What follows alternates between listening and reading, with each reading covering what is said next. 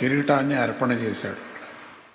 చేసి కొన్ని దానికి కావలసినటువంటి భూమి అదంతా కూడా ఇచ్చాడు అని చెప్తారు పురాణంలో, ఆ కథలో చెప్తారు.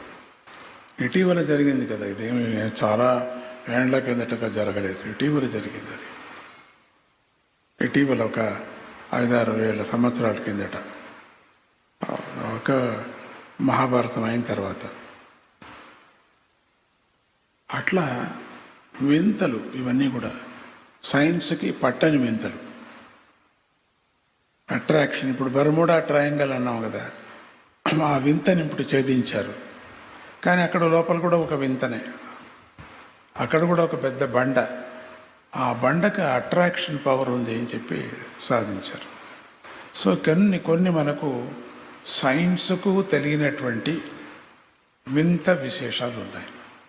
అది మనం చూడాలి, దాన్ని అప్పుడప్పుడు దాన్ని ఆ ఎఫెక్ట్ని, ఆ ఫిలిమ్స్ని కొన్ని చూస్తూ ఉండాలి మనం. కొన్ని మ్యాగజైన్స్ కూడా వస్తున్నాయి. జనరల్ నాలెడ్జ్ అంటే అదే, మనకు పనికిరానటువంటి మ్యాగజైన్స్ చదవకూడదు మనం, ప్రయోజనం లేదు, అది పనికిరాదు, అది టైం వేస్ట్ అయిపోతుంది మనకు, అది దేనికి పనికిరాదు.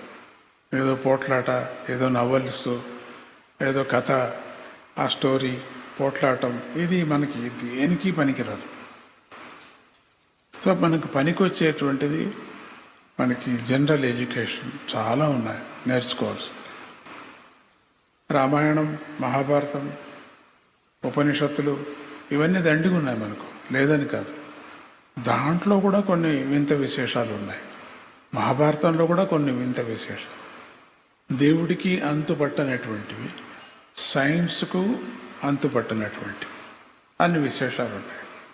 సో ఈ విశేషాలన్నీ మనం నేర్చుకోవాలంటే కొన్ని భాషలు మనకు తెలియాలి.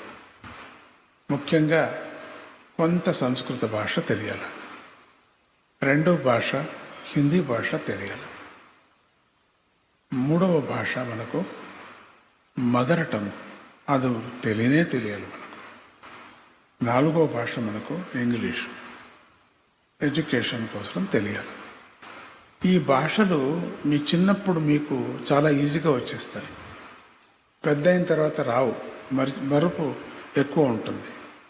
మీకు షార్ట్ బుద్ధి, ఇప్పుడు మనకు చాలా సంగ్రహించేటువంటి ఏజ్ మీది. ఇప్పుడు నా చేత కాదు అనకూడదు, అన్నీ మీరు చేయొచ్చు. ఇప్పుడు సంగీతం కూడా నేర్చుకోవచ్చు, అంత అంటే ఇంట్రెస్ట్ ఉండాలి మీకు. ఇంట్రెస్ట్ లేకపోతే ఏం చేయలేము మనం, ఇంట్రెస్ట్ ఉండాలి మనకు. ఎంతోమంది ప్లే గ్రౌండ్స్లో ఆటలు కూడా వాళ్ళు ఇంట్రెస్ట్ ఉంది కాబట్టి వాళ్ళు పై వరకు వెళుతున్నారు, వాళ్ళు పై స్థాయి వరకు వెళతారు. క్రికెట్లో కానీ, లేక వాలీబాల్లో కానీ, ఫుట్బాల్లో కానీ వెళ్ళేటువంటి వాళ్ళు చాలామంది ఉన్నారు పిల్లలు. కానీ ఎడ్యుకేషన్ చేసుకుంటూ వెళ్ళేవాళ్ళు కూడా ఉన్నారు. అంత వాళ్ళకి స్మార్ట్ బుద్ధి, తెలివి. సో ఈ తెలివి అంతా మనకి ఎట్లా వస్తుందంటే జనరల్ నాలెడ్జ్ ఏంటి వస్తుంది మనకు. తెలివి ఏదో దేవత యంత్రం కడితే, లేక ఎవరో ఒక దేవత ఒక కుంకుమ పెడితే, ఒక విభూతి వేసుకుంటే వస్తుంది అనుకోవాకండి, తప్పది.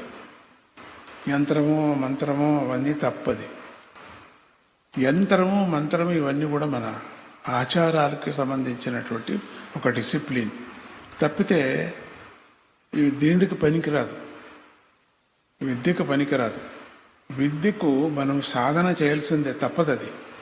యంత్రం కట్టుకుంటూనే వస్తుంది, యంత్రం కట్టుకుంటూనే నీట్ రాయొచ్చు, యంత్రం కట్టుకుంటే ఎస్ఎస్ఎల్సి రాయొచ్చు అనేది చాలా పొరపాటు.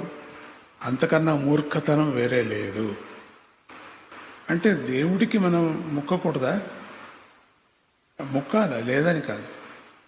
ఎగ్జామినేషన్ ముందుగా సరస్వతి పూజ, వినాయకుడు పూజ చేసే పద్ధతి మనలో ఉన్నది. అందరూ అటెండ్ కావాలి.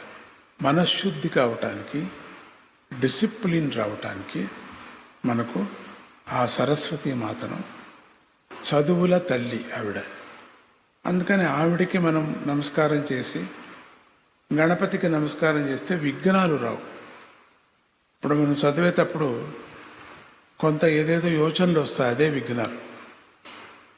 ఏదో మాట వినపడుతుంది, అదే విఘ్నం.